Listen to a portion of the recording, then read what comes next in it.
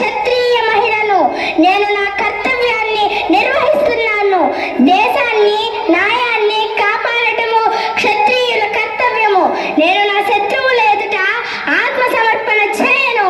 ఒక అసహాయ స్త్రీలాగా ఏడ్చి ప్రాణత్యాగం చేయను. నవ్వుతూ నా దేశం కోసం ప్రాణత్యాగం చేస్తాను. నేను నా ఉద్దేశం కోసం పోరాడుతాను. నా ఝాన్సీని